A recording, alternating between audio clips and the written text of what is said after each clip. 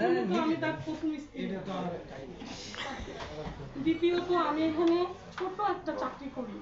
কিসের চাকরি করবেন? আচ্ছা, ওনার দ্বিতীয় স্ত্রী যে আছে, ওনার নাম্বার আছে আপনার কাছে? প্রথম স্ত্রী দেন দেখি, ফোনটা দেন তো, নাম্বারটা দেন। আগে ওর কথা শেষ করি। আমি প্রথম স্ত্রী না, আমি দুইটা বাচ্চা নিয়ে ওনার সাথে বিয়ে করছি। বিয়ে করছি 5 বছর।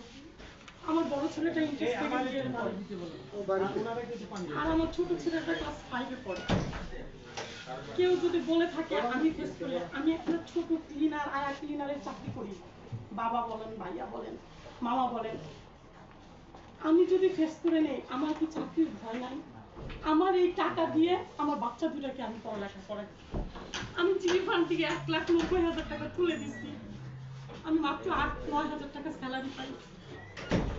আমার কোয়ার্টার থেকে মাঝে আমাদের মধ্যে অনেক গ্যাঞ্জাম, হসপিটাল, আমি এগুলো বলি নাই যে মানিজ্যতার কারণে, মানিজ্যতার কারণে আমি এগুলো বলি নাই।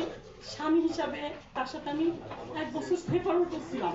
রাগ হয়ে আমাকে যখন বকাঝকা করতো, মারধর করতো, বাসা থেকে উচ্চ বাচ্চা করতো, আমার শিয়াল